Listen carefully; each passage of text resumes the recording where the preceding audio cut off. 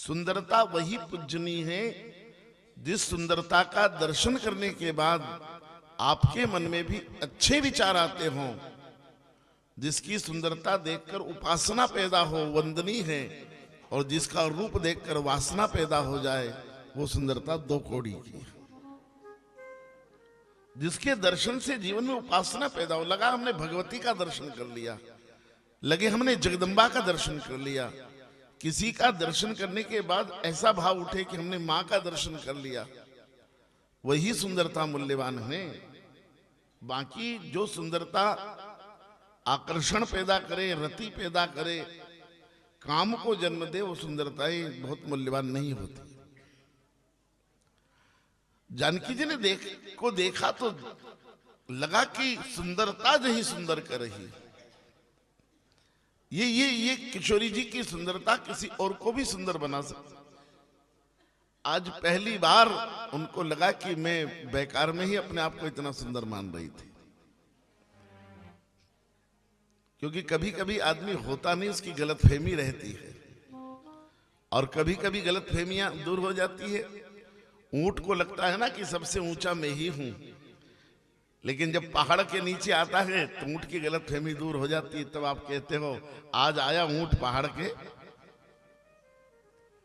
जब ऊंट पहाड़ के नीचे आता है तो उसकी गलतफहमी दूर हो जाती है। आज महारानी कैकेयी की गलतफहमी दूर हो गई, जो मान रही थी कि मैं कश्मीर की कली हूं। इतनी सुंदर बहू मेरी, मैं क्या दूं पहाड़ में। उन्होंने झगड़कर महाराज दशरथ से एक सोने का भवन बनवाया था। इसके पहले अयोध्या में कनक भवन नहीं था। महारानी ने आग्रह पूर्वक कनक भवन बनवाया था। तो कहा कि जानकी, आज मैं तुम्हारे दर्शन करके धन्य हो गई। अपनी बहू का मुंह देखकर मैं अपना कनक भवन ही आपको उपहार में देती। पूरा सोने का भवन दे दिया, जिसमें दीवारें सोने की, किवाड़ सोने के, खिड़कियां सोने की, अलमारियां सोने की, पूरा भवन ही सोने का था। वो आशीर्वाद दिया। और अब बारी थी मुख दिखाई की सुमित्रा की। सुमित्रा जी ने जानकी जी का मुख दर्शन किया और सोचने लगी कि अब मैं क्या मुंह दिखाई में दूं, क्योंकि मैं कैकेयी से बड़ी हूं, और बड़ी होने के नाते मुझे कैकेयी से थोड़ा ज्यादा देना चाहिए। ये बात आपको भी बहुत परेशान करती होगी कभी कभी कि इन्होंने वो दिया, उन्होंने वो दिया, हम क्या दें। जब चार बहनें अपने भाई की शादी में पहुंचती है तो बड़ी दिक्कत आती है कि भाभी को किसने क्या दिया। वहां बड़ी होड़ मस्ती है, बड़ी होड़ मस्ती है कि इनने ये दिया, हम क्या दें। अब सुमित्रा जी ने सोचा मैं बड़ी हूं और कैकेयी ने तो पूरा कनक भवन ही दे दिया, तो अब सोने चांदी के 10-20 ग्राम के जेवर दूंगी तो क्या काम चलेगा। 100-200 ग्राम के सोने का कोई आभूषण दूंगा तो इतने कनक महल के सामने कहां ठहरेगा। मैं क्या दूं। वही पास में उनके बेटे लक्ष्मण जी खड़े थे। लक्ष्मण जी का हाथ पकड़ा और जानकी जी के हाथ में रख दिया और कहा, जानकी, मैंने मुंह दिखाई में अपना बेटा तुझे दिया।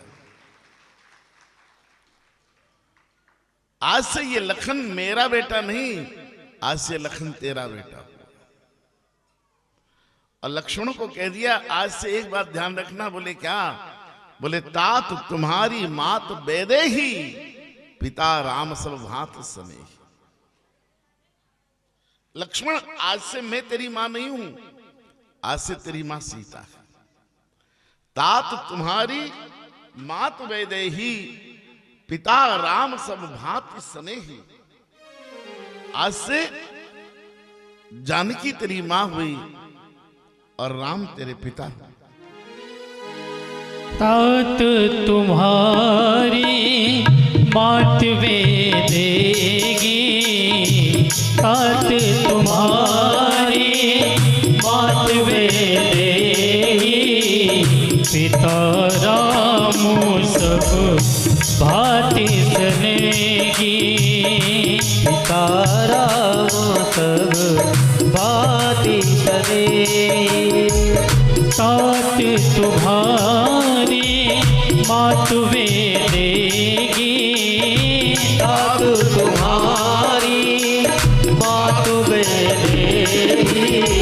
पिता राम सब बात सनेगी। पिता राम सब बात सनेगी। तात तुम्हारी मात वे देगी। तात तुम्हारी मात वे देगी। पिता राम सब बात सनेगी।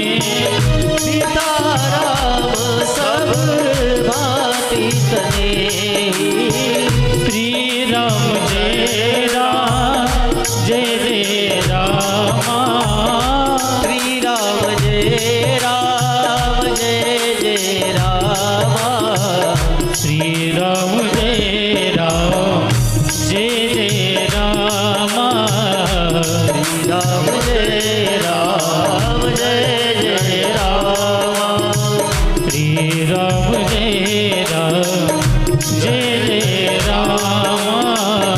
श्री राम जय राम जय जय रामा। श्री राम जय राम जय जय रामा। श्री राम जय राम जय जय रामा। श्री राम जय राम जय जय रामा। श्री राम जय राम जय जय रामा। श्री राम जय राम जय जय रामा। श्री राम जय राम जय जय राम। रामचंद्र भगवान की जय। सुमित्रा जी ने अपना बेटा दे दिया, क्योंकि सावधानी से सुनना, महारानी कैकेयी के लिए सोना चांदी ही मूल्यवान है, तो उन्होंने सोना चांदी का आभूषण दिया। महारानी कौशल्या जी के सुमित्रा के लिए संबंध ही मूल्यवान है, इसलिए सुमित्रा जी ने अपना संबंध अपना बेटा दे दिया। इतना कहकर देखकर बैठ गई, और अब बारी कौशल्या जी की है। अब जरा विचार करना कि कौशल्या जी क्या देगी। कौशल्या जी ने जानकी जी का मुख दर्शन किया, अहो भाव में डूब गई, आंख से अश्रु आ गए। मुझे भगवान ने बेटी नहीं दी थी, पर आज बहू के रूप में मुझे बेटी मिल गई।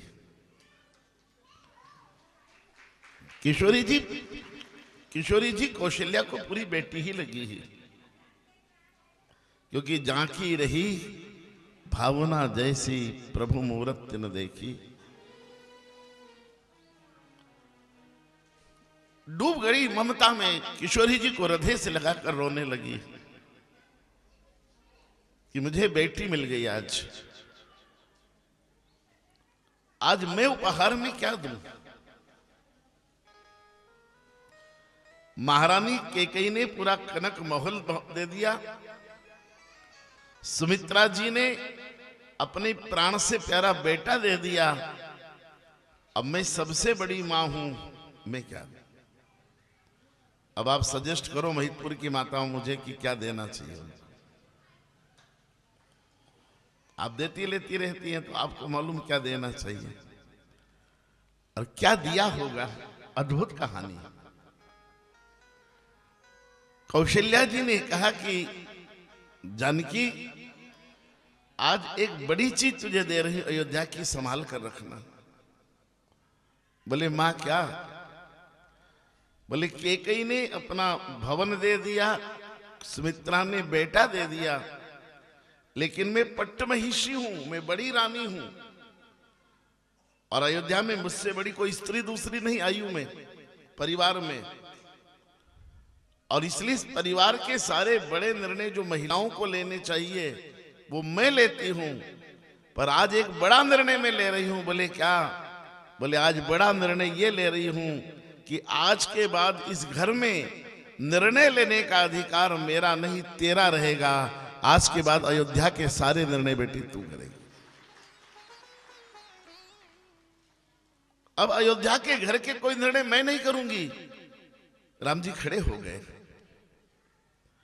और राम जी ने कहा नहीं मां ऐसा मत करो। अब ये 13 साल की लड़की है, अभी इसकी बुद्धि और अनुभव ही कितना है, और हमारा घर चक्रवर्ती सम्राट का घर है।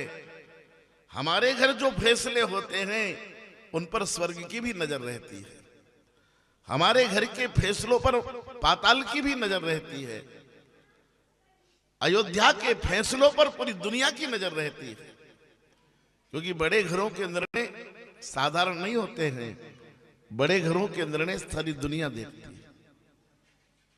आज दो भाई तू मैं कर ले तो कौन अखबार में छापेगा, पर बोलो मुकेश अंबानी और अनिल अंबानी लड़े तो टीवी में नहीं आ जाए दूसरे दिन। क्योंकि बड़ों के घरों के फैसलों पर अपन तो खून से तरबतर हो जाओ, अस्पताल में भर्ती हो जाओ, जब भी अखबार वाले नहीं छापे अपना, और वहां तू भी एक दूसरे को कह दे तो अखबार में छपता है। क्योंकि बड़े घरों के फैसले दुनिया को प्रभावित करते हैं। इसलिए यहां जितने बड़े घर के लोग बैठे हो सावधान रहना। आप अगर बड़े घर के हो तो आपके निर्णय बहुत लोगों को प्रभावित करते हैं। अगर गांव में बड़े हो तो गांव, सारे गांव की नजर आपके घर पर है कि इनकी सास बहू कैसे रहती है, इनकी दिरानी जिठानी कैसे रहती है।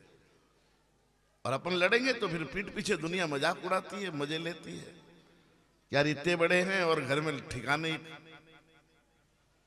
इसलिए बड़े घरों के लोगों की जिम्मेदारी बहुत बढ़ जाती है। इसलिए राम जी ने कहा कि नहीं मां, ये 13 वर्ष की राजकुमारी क्या निर्णय करेगी, हमारे चक्रवर्ती सम्राट के घरों के है। हमारे मसले भी छोटे नहीं रहते मां, हमारे मसले भी बड़े होते हैं और फैसले भी बड़े चाहिए, ये बच्ची नहीं कर पाएगी। सुमित्रा जी ने कहा राम निर्णय मैंने लिया है और मेरे निर्णय को तू बदलना चाहता है। बोले मां मैं बदलना नहीं चाहता, मैं परामर्श कर रहा हूं, प्रार्थना आपको। बोले राम ये साधारण कन्या नहीं है, ये उस आंगन में खेलकर बड़ी हुई है, ये उस गोदी में बैठकर बड़ी हुई है, ये उस मां का दूध पीकर बड़ी हुई है जिसके आंगन में स्वर्ग के और पाताल के भी निर्णय होते हैं, जीव और ब्रह्म के फैसले होते हैं, जिनके आंगन में आकर अष्टावक्र जैसे ऋषि और सुखदेव मुनि जैसे महात्मा भी शिक्षा प्राप्त करते हैं। उस आंगन में इसने बड़े बड़े निर्णय जीव और ब्रह्म के निर्णय होते देखे हैं, वेद और शास्त्रों के निर्णय होते देखे हैं। हमारे घर का निर्णय तो इसके लिए बाएं हाथ का खेल है। ये छोटे घराने की बहू नहीं है, ये विदेह राज लौकिक और पारलौकिक दोनों विद्याओं के निष्णात महापुरुष जनक की बेटी है। और इसने बचपन से आज तक सब संत महात्माओं की तो संगत की है। जनक के घर जब भी मेहमान आते, कोई साधु ही आता है, जनक के घर कौन मेहमान आता दूसरा? जनक के घर आएंगे तो सुखदेव मुनि आएंगे विद्या लेने, जनक के घर आएंगे तो अष्टावक्र ऋषि आएंगे, जनक के घर आएंगे तो विश्वामित्र आएंगे, जनक के घर आएंगे तो सदानंद आएंगे। और जिनके घर संत महात्मा का आना हो, और उस आंगन में खेलकर बड़ी बच्ची कभी निर्णय गलत नहीं करती। भरोसा कर राम, अपनी पत्नी पर भरोसा कर। ये जनक की बेटी है, गलत निर्णय नहीं करेगी। अपनी बहू के मायके का इससे ज्यादा सम्मान कोई कर सकता है? अपने खुद के मायके का तो दुनिया सम्मान करती, खुद के मायके का तो काला कुत्ता भी शेर से बड़ा होता है। हाँ, आपके मायके का तो काला कुत्ता शेर को भी हरा सकता है। आपको अपने मायके पर तो पूरा भरोसा है, लेकिन बहू के मायके का सम्मान कितना करते हैं आप? ये कौशल्या है जो अपनी बहू के मायके का भी सम्मान करना जानती है। ये कह रही है जानकी जनक की बेटी है, किसी साधारण पिता की बेटी नहीं है, ये सुनैना की बेटी है। और सुनैना मतलब जिसकी आंखें ठीक हो, इसकी आंखों में भेद नहीं है, इसकी आंखों में दोष नहीं है। ये निर्णय करेगी तो समदृष्टि से निर्णय करेगी। राम जी चुपचाप बैठ गए, माँ के सामने कुछ नहीं बोल पाए। बोले माँ फिर तो जैसी आपकी इच्छा। बोले राम घबराए मत, मैं बैठी हूं ना, अगर ये निर्णय गलत करेगी तो मैं टोकने वाली भी तो हूं। ऐसा तो नहीं कि मैं नहीं हूं और मैं टोकूंगी ये निर्णय नहीं बदलेगी, ऐसा तो नहीं होगा। जानकी जी ने प्रणाम करके कहा मां ये देह तो रही हो, पर ये निर्णय ठीक से कर सकूं इसका आशीर्वाद भी दो मुझे, कि मेरी बुद्धि सुमति बनी रहे और मैं घर में जो निर्णय करूं वो ठीक निस्वार्थ भाव से निर्णय करूं।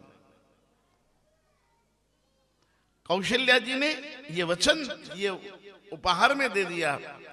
और इसलिए मैं बार बार कहता हूं कि कुछ निर्णय करने का अधिकार बहुओं को दो, सारे निर्णय के अधिकार अपने पास मत रखो।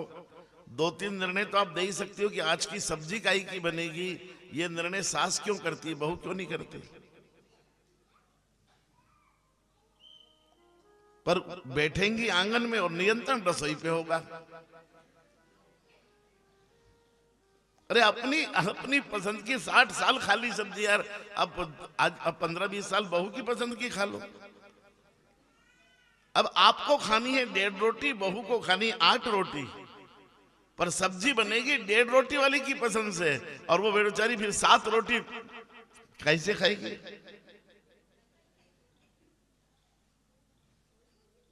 अरे अब भगवान का भजन करना है, कहां ये लहसुन प्याज के चक्कर में पड़े हो। ये कांदे भट्टे में, ये टमाटर बटले में जिंदगी बर्बाद कर देंगे क्या अपन। ये टमाटर, आपकी जिंदगी गई टमाटर बटले की सब्जी बनाने में, और मेरी गई आरती की रेजगी गिनने में। मेरी जिंदगी ये आरती के पैसे, 1 का सिक्का 2 का सिक्का इधर रखूं उधर रखूं, जब तक वो पॉलीथिन फट जाए दूसरी में फंसाऊं, आधी रात इसी में हो जाती है रोज मेरे को। मैं भगवान के भजन नहीं कर पाता यार, ये चिल्लर के चक्कर में इसी में जिंदगी जा रही है अपनी।